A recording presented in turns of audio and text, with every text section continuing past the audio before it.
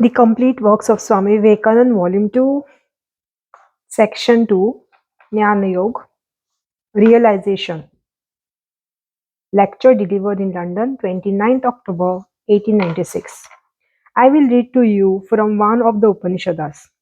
It is called the Katha Upanishad.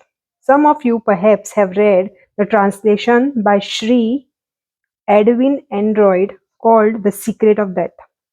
In our last, that is the previous lecture, we saw how the inquiry which started with the origin of the world and the creation of the universe failed to obtain a satisfactory answer from without and how it then turned inward.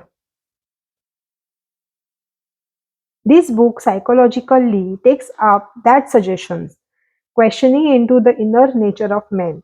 It was first asked who created the external world and how it came into being. Now the question is, what is that in man which makes him live and move, and what becomes of that when he dies?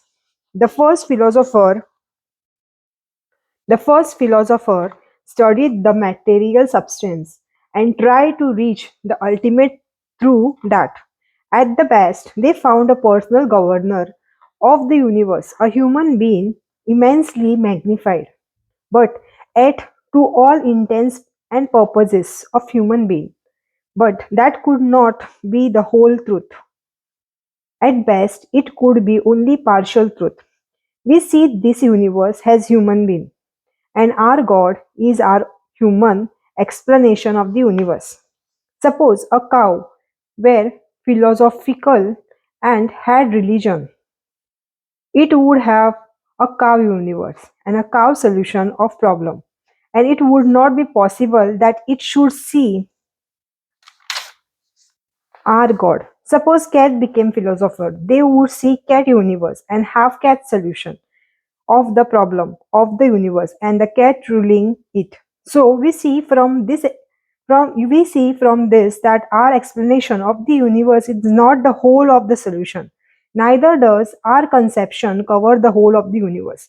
It would be a great mistake to accept that tremendously selfish position which man is apt to take. Such a solution of the universal problem as we can get from the outside labors under this difficulty, that is the first place the universe we see in our own particular universe, our own view of reality. That reality we cannot see through the senses, we cannot comprehend it. We only know the universe from the point of view of the beings with five senses. Suppose we obtain another sense, the whole universe must change for us. Suppose we had the magic, suppose we had a magical sense. It is quite possible that we might then find millions and millions of forces in existence which we do not know now, and for which we have no present sense or feeling. Our senses are limited, very limited indeed, and within this limitation exists what we call our universe and our God in the solution of that universe. But that cannot be the solution of the whole problem.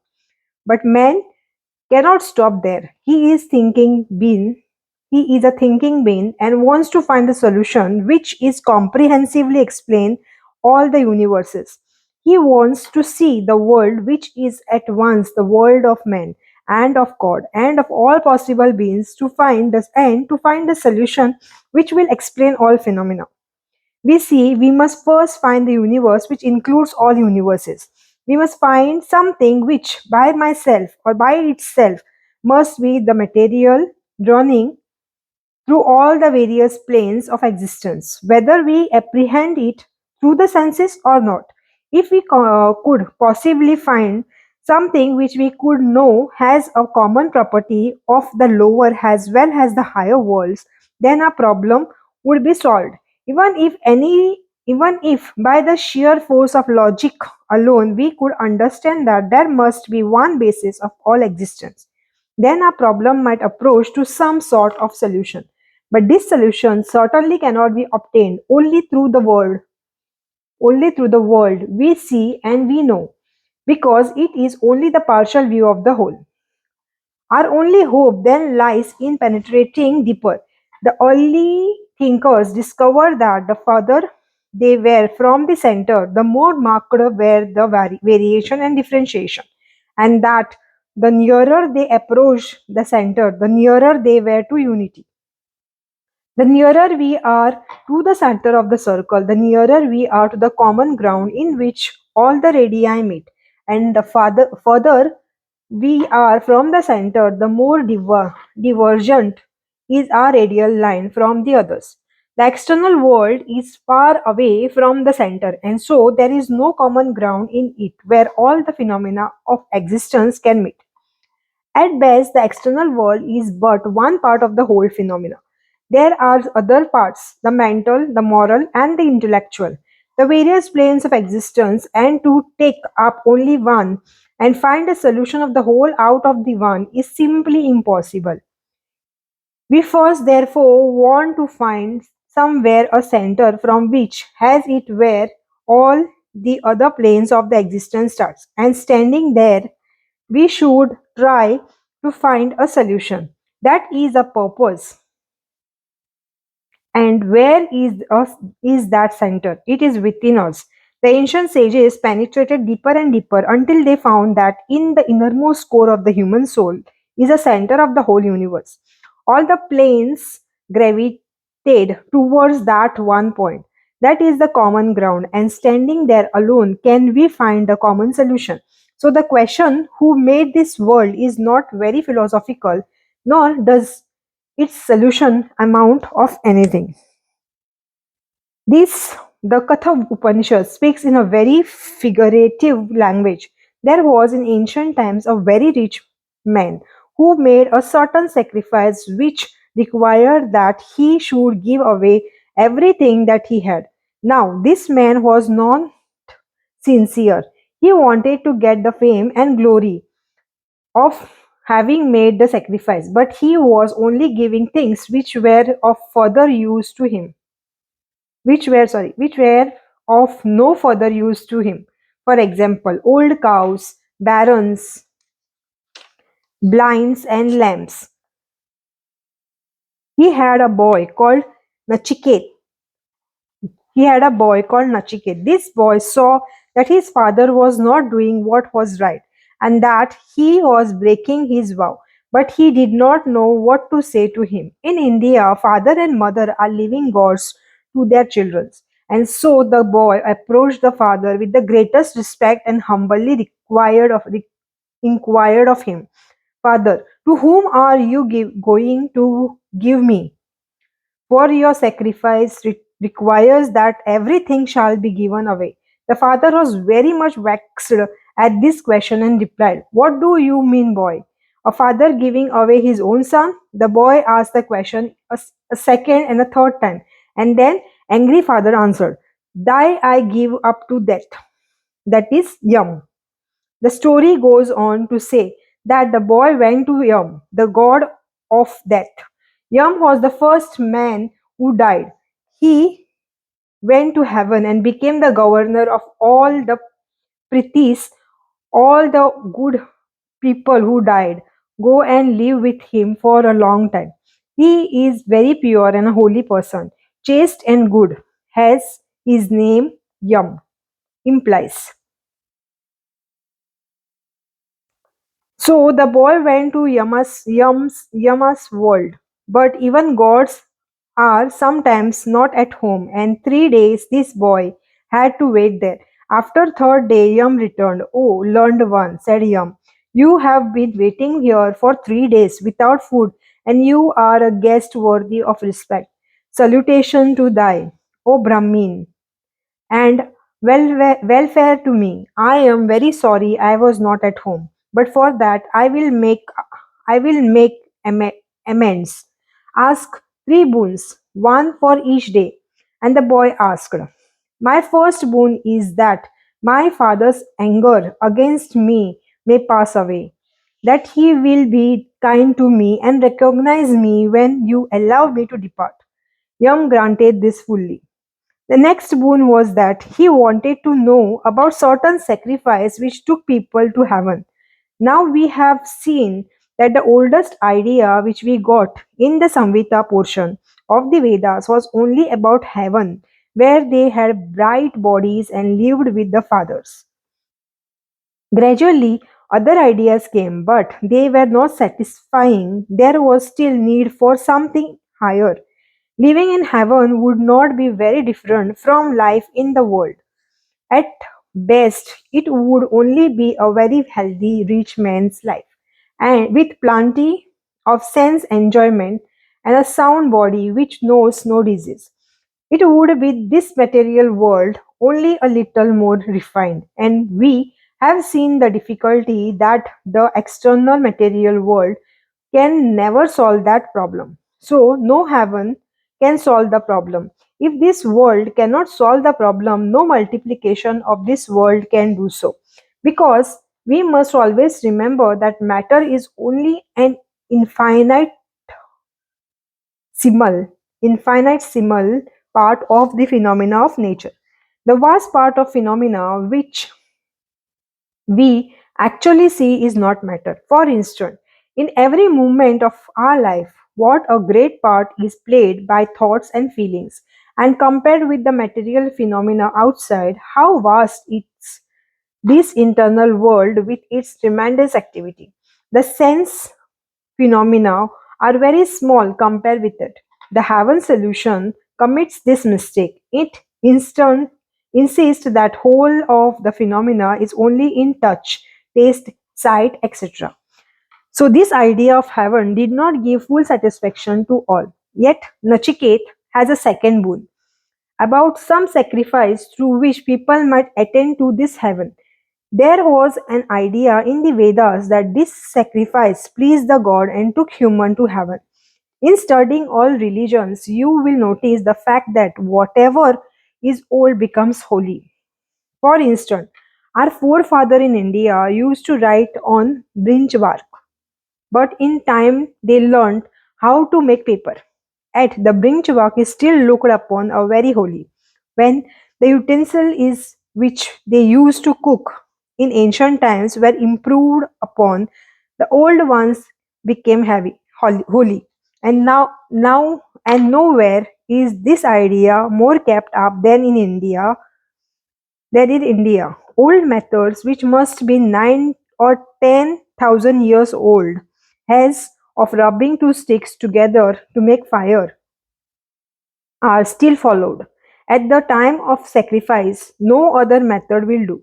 So, with the other branch of the Aryans, aesthetic Aryans, their modern descendants still like to obtain fire from lightning, showing that they used to get fire in this way. Even when they learnt other customs, they kept up the old ones, which then became holy. So, with the Hebrews, they used to write on parchments. Parchments. They now write on paper, but parchment is a very holy. So, with all nations, every rite which you know consider holy was simply an old custom, and the Vedic sacrifice were of these customs, of this nature. In course of time, as they found better methods of life, their ideas were much improved. Still, these old forms remained, and from time to time they were practiced and recised a holy significance. Then a body of a man made it their business to carry on these sacrifices. These were the priests, you who peculiarly or speculated on the sacrifices, and the sacrifices became everything to them. The gods came to enjoy the fragment of the sacrifices, and it was considered that everything in that world could be got by the power of sacrifices. If certain oblations were made, certain hymns chanted, certain peculiar forms of altars made, the God would grant everything. So Nachiket asked, by what form of sacrifice can man go to heaven? The second boon was also readily granted by Yama, who promised that this sacrifice should henceforth be named after Nachiket. Then the third boon comes. And with that, the Upanishad proper begins. The boy said, there is this difficulty. When a man dies, some say he is, other that he is not. Instructed by you, I desire to understand this. But the young was frightened. He had been very glad to grant the other two boons. Now he said, the gods in ancient times were puzzled on this point. This subtle law is not easy to understand. Choose some other boon. O Nachiket, do not press me on this point. Release me. The boy was determined and said, what you have said is true. Oh, that even the gods had doubt on this point. And it is no easy matter to understand, but I cannot obtain another opponent like you. There is no other boon equal to this. That said, ask for sons and grandsons who will live 100 years, many cattle, elephants, gold, horses, etc. Ask for empire on earth and live as many years as you like, or choose any other boon which you think equal to this, wealth and long life. Or be thou a king, O Nachiket, on the wide earth. I will make thy the enjoyer of all desires. Ask for all those desires which are difficult to obtain in the world. This heavenly maiden with chariot and music, which are not to be obtained by men, are yours.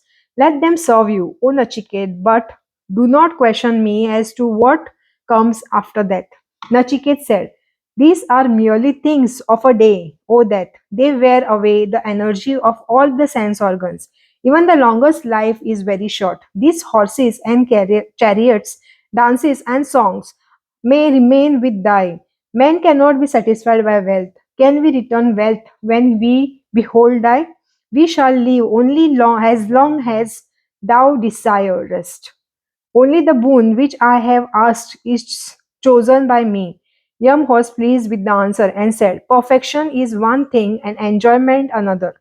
These two, having different ends, engage men differently. He who chooses perfection becomes pure. He who chooses enjoyment misses his true end. Both perfection and enjoyment present themselves to men. The wise man, having examined both distinctions one from the other, he chooses perfection has been superior to enjoyment, but the foolish man chooses enjoyment for the pleasure of his body. O Nachiket, having thought upon the things which are only apparently desirable, thou hasn't wisely obtained, abandoned them. That then proceeded to teach Nachiket. We now get a very developed idea of renunciation and Vedic morality that unite one has conqueror, and the desire for enjoyment, the truth will not shine in him. So long as this vain desire of our senses are clamoring and has it were dragging us up outward every moment, making us slaves of everything outside, to a little color, a little taste, a little touch, notwithstanding all our pretensions, how can the truth express itself in our hearts? Yama said, that which is beyond never rises before.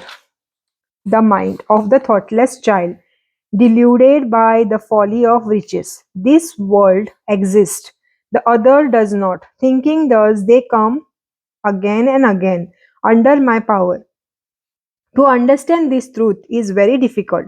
Many, even hearing it continually, do not understand it. For the speaker must be wonderful, so must be the hearer. The teacher must be wonderful, so must be the thought. Neither is the mind to be disturbed by the vain arguments, for it is no more a question of argument. It is a question of fact. We have always heard that every religion insists on our having faith. We have been taught to believe blindly. Well, this idea of blind faith is objectionable, no doubt, but analyzing it, we find that behind it is a very great truth. What is really meant is what we read now. The mind is not to be ruffled by vain arguments. but because argument will not help us to know God. It is a question of fact and not of argument. All argument and reasoning must be based upon certain perception. Without this, there cannot be any argument.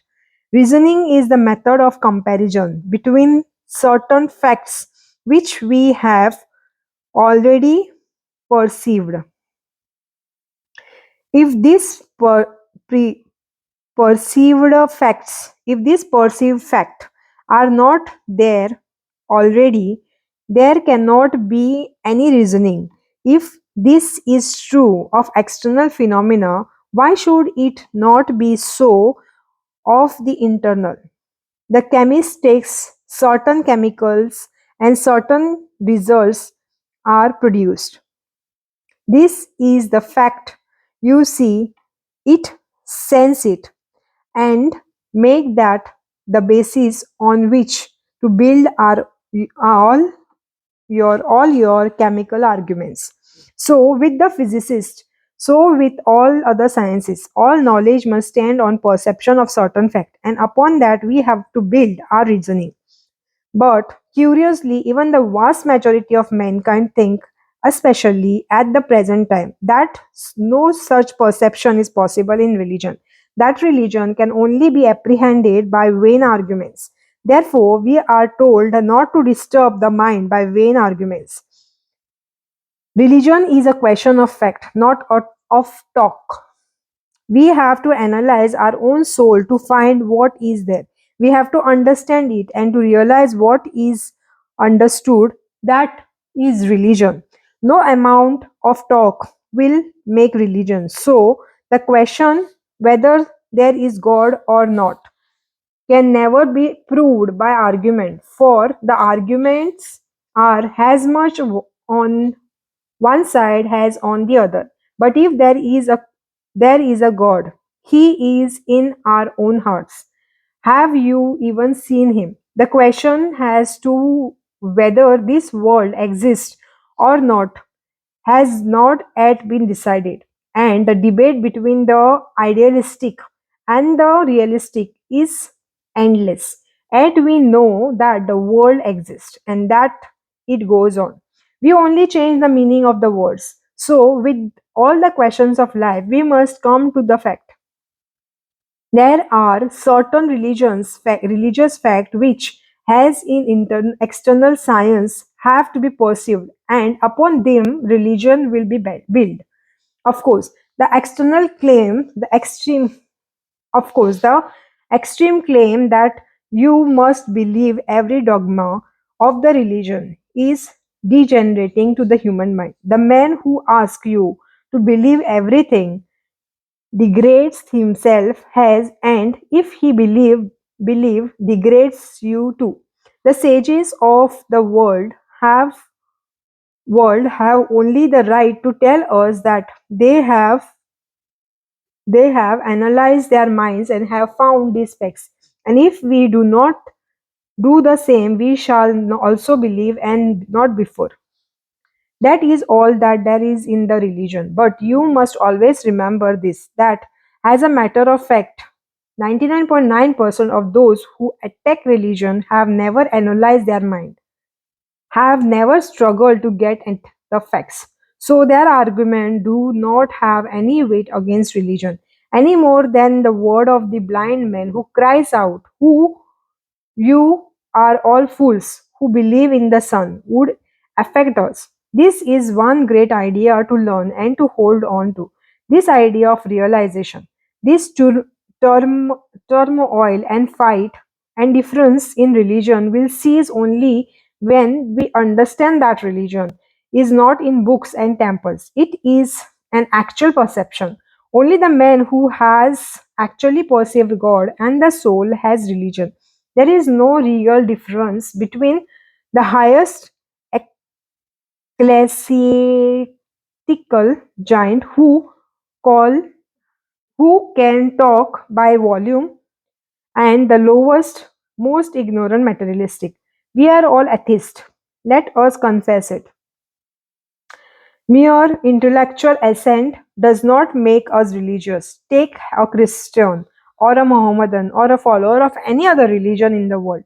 Any man who truly realized the truth of the Sermon on the Mount would be perfect and become a god immediately. That and it is said that there are many millions of Christians in the world. There many millions of Christians in the world. What is meant is that mankind may at some time try to realize or release that sermon.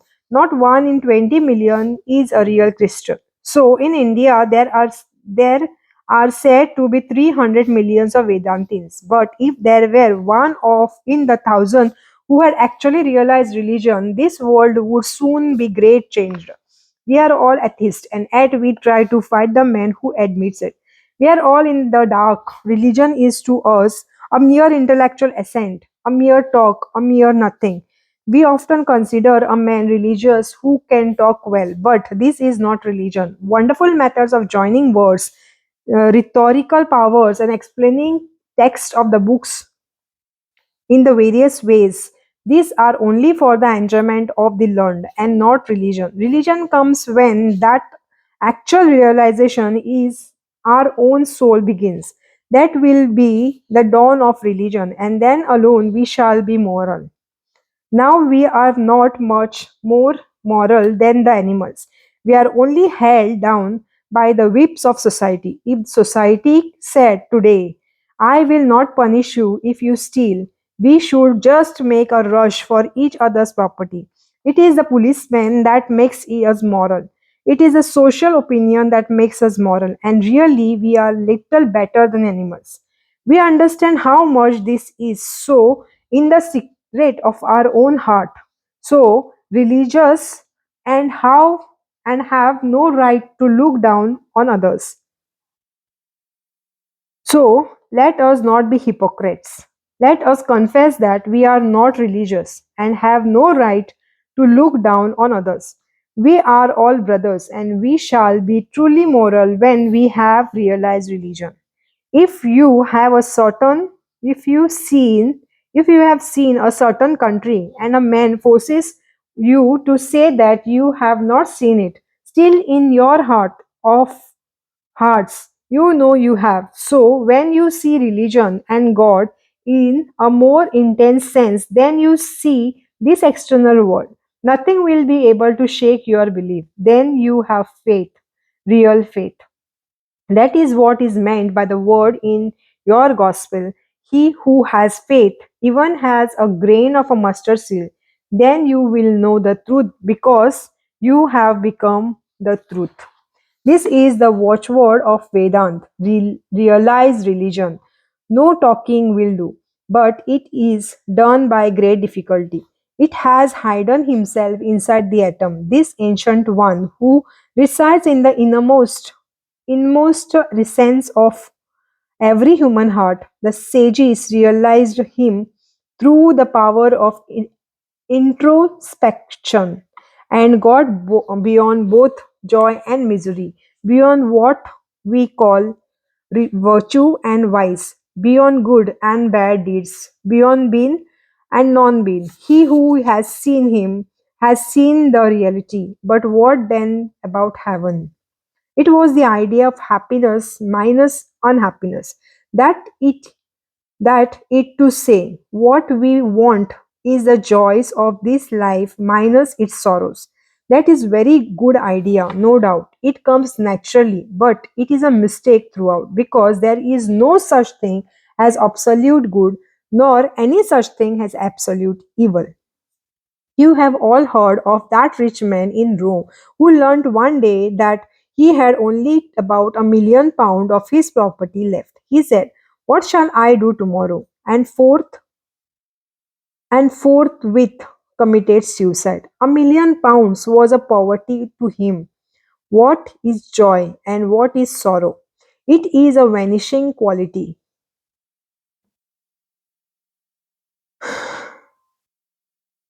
It is a vanishing quantity, continuously vanishing. When I was a child, I thought if I could be a cabman, it would be very acme of happiness for me to drive about. I do not think so now. To what joy will you cling? This is the one point we must all try to understand, and it is one of all superstitions to leave us. Everyone's idea of pleasure is different. I have seen a man who is not happy unless he swallows a lump of opium every day. He may dream of a heaven where the land is made of opium. That would be a very bad heaven for him. Again and again in Arabian poetry, we read of heaven with beautiful gardens through which rivers run. I lived much of my life in the country where there is too much water. Many villages are flooded and thousands of lives are sacrificed every year.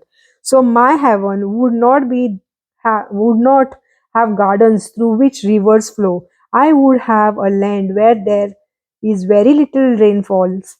Our pleasure are always changing. If the young man dreams of heaven, he dreams of a heaven where he will have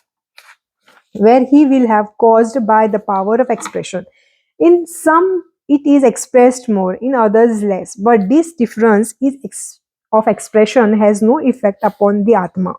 If in their dress, one man shows more of his body than another. It does not make any difference in their body. The difference is in their dress. We had better remember here that throughout the Vedan philosophy there is so much thing as good as and bad. They are not two different things. The same thing is good or bad, and the difference is only in degree. The very thing I call pleasure today, tomorrow under better circumstances I may call it pain. The fire that warms us can also consume us. It is not the fault of fire. Thus, the soul being pure and perfect, the man who does evil is giving the lie unto himself. He does not know the nature of himself. Even in the murderer, the pure soul is there. It dies not.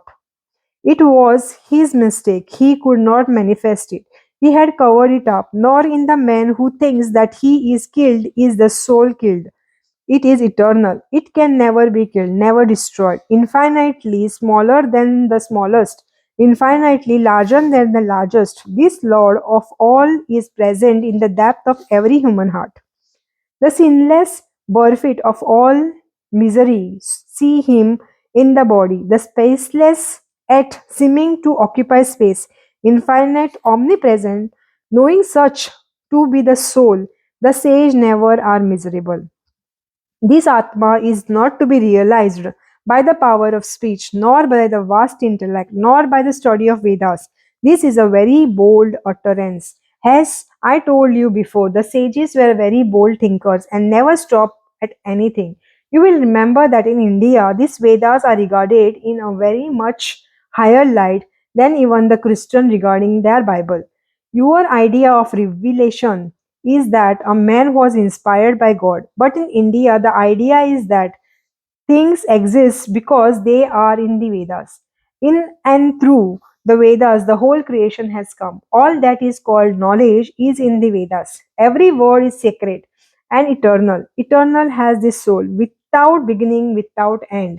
The whole of the creator's mind is in this book, as it were. That is the light in which the Vedas are held. Why is this thing moral? Because the Vedas say so. Why is that thing immoral? Because the Vedas say so. In spite of that, look at the boldness of these sages who proclaim that the truth is not to be found by much study of the Vedas, with whom the Lord is pleased. To that man he expresses himself. But then the objection may be advanced that this is something like par- partisanship partisanship. But Yama explains those who are evildoers, whose mind is not peaceful, can never see the light. It is those who are true in heart, pure in deed, whose sense are controlled, and that this self manifestation itself. Here is a beautiful figure. Picture the self to be the rider, and this body the chariot, the intellect to be the charioteer, mind the reins, and the senses the horses. He whose horses are well broken, and whose reins are strong and kept Well, in the hands of the charioteer, that is the intellect, reaches the goal which is the state of him, the omnipresent. But the man whose horses, the senses, are not controlled, nor the rein, that is the mind, well managed, goes to destruction. This Atma in all beings does not manifest himself to the eyes or senses, but those whose mind have been purified and refined realize him. Beyond all sounds, all sight, beyond all forms, absolute, beyond all taste and touch, infinite, without beginning and without end, even beyond nature, the unchangeable, he who realizes him frees himself from the jaws of death. But it is very difficult. It is as it were walking on the edges of razor. The way is long and perilous, but struggle on. Do not despair. Do not despair. Awake, arise, and stop, not till the goal is reached.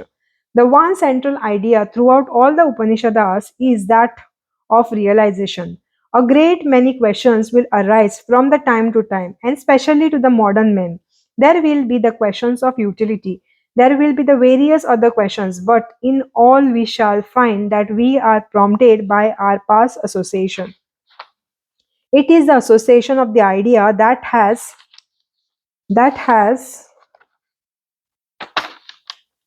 it is the association of idea that has such a tremendous power over our mind. To those who from the childhood have always heard of a personal God and a personality of the mind, these ideas will be the course appear very stern and harsh. But if they listen to them and think over them, they will become part of their lives and will no longer frighten them. The greater question that generally rises or arises in the utility of philosophy. To that, there can be only one answer. If on the utilitarian ground it is a good for men to seek for pleasure, why should not those whose pleasure is in religious speculation seek for that? Because sense enjoyment please many, they seek for them, but there may be others whom they do not please, who want higher enjoyment. The dog's pleasure is only to eat and drink. The dog cannot understand the pleasure of the scientist who gives up everything and perhaps dwells on the top of the mountain to observe the position of certain stars. The dogs may smile at him and think he is a madman. Perhaps this poor scientist never had money enough to marry even and lives very simply. Maybe the dog laughs at him, but the scientist says, my dear dog, your pleasure is only in the senses which you enjoy, and you know nothing beyond. But for me, this is most enjoyable life, and if you have the right to seek your pleasure in your own way, so have I in mine. The mistake is that we want to tie the whole world down to our own plane of thoughts and to make our mind the measure of the whole universe. To you, the old sense things are perhaps the greatest pleasure, but it is not necessary that mine pleasure should be the same. And when we insist upon the worldly, upon that, I differ from you. That is the difference between the worldly utilitarian and a religious man. The first man says, see how happy I am. I get money, but do not bother my head about religion. It is too unsearchable, and I am happy without it. So far, so good. Good for all utilitarians. But this world is terrible. If a man gets happiness in any way excepting by injuring his fellow beings, God speed him. But when this man comes to me says, you too must do these things, you will be a fool if you do not. I say you are wrong because the very things which are pleasurable to you have not the slightest attraction for me. If I had to go after a few handful of gold, my life would not be worthy living. I should die. That is the answer the religious man would make. The fact is that religion is possible only for those who have finished with these lower things. We must have our own experiences, must have our full run. It is only when we have finished this run that the other world opens. The enjoyments of the senses sometimes assumes another phase which is dangerous and tempting. dangerous and tempting. You will always hear the idea in a very old times in every religion that a time will come when all the miseries of life will cease and only its joy and pleasure will remain. And this earth will become heaven. That I do not believe. This earth will always remain this same world. It is most terrible thing to say, yet I do not see my way out of it. The misery in the world is like chronic rheumatism in the body. Drive it from one part, it goes to another. Drive it from there, you will feel it somewhere else. Whatever you do, it is still there. In olden times, people lived in forests and ate each other. In modern times, they do not eat each other's flesh, but they cheat one another. Whole countries and cities are ruined by cheating. That does not show much progress. I do not see that what you call progress in the world is other than multiplication of desires. If one thing is obvious to me, it is this that desire brings all misery. It is state of the beggar who is always begging for something and unable to see anything without the wish to possess it, is always longing for more. If the power to satisfy our desire is increasing in arithmetical progression, the power of desire is increased in geometrical progression. The sum total of happiness and misery in the world is at least the same throughout. If a wave rises in the ocean, it makes the hollow somewhere. If happiness comes to one man, unhappiness comes to another, or perhaps to some animal. Men are increasing in number and some animals are decreasing. We are killing them off and taking their land. We are taking all means of sustenance from them. How can we say then that happiness is increasing? The strong race eats up the weaker, but do you think that the strong race will be very happy? No, they will begin to kill each other. I do not see on practical ground how this world can become a heaven. Facts are against it. On the theoretical grounds also, I see it cannot be. Perfection is always infinite. We are this infinite already. We are this infinite already. And we are trying to manifest that infinity. Okay, you and I and all beings are trying to manifest it. So far it is all right, but from this fact some German philosophers have started a peculiar theory that this manifestation will become higher and higher until we attain perfect manifestation, until we have become perfect beings. What is meant by perfect manifestation? Perfection means infinity, and manifestation means limit. And so it means that we shall become limited, limited, which is self contradictory. Such a theory may please children, but it is poisoning their minds with lies and is very bad for religion. But we know that this world is a degradation, that man is a degradation of God, and that Adam fell. There is no religion today that does not teach that the man is a degradation. He, we have been degraded down to the animal and are now growing up to emerge out of this bondage. But we shall never be able to entirely to manifest the infinite here. We shall struggle hard, but there will come a time when we shall find that it is impossible to be perfect here, while we are bound by senses, and then the march back to our original state of infinity will be sounded. This is renunciation. We shall have to get out of the difficulty by reversing the process by which we got in, and then morality and charity will begin. What is the watchword of all ethical codes? Not I, but thou. And this I is the outcome of the infinite behind, trying to manifest itself on the outside world.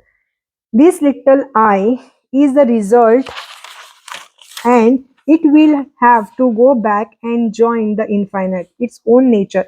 Every time you say, not I, my brother, but thou, you are trying to go back, and every time you say I and not thou, you take the false step of trying the manifestation manifest the infinite through the sense world that brings struggles and evils into the world. But after a time, renunciation must come, internal renunciation. That little I is dead and gone.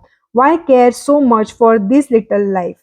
All these vain desires of living and enjoying this life here or in some other places bring death.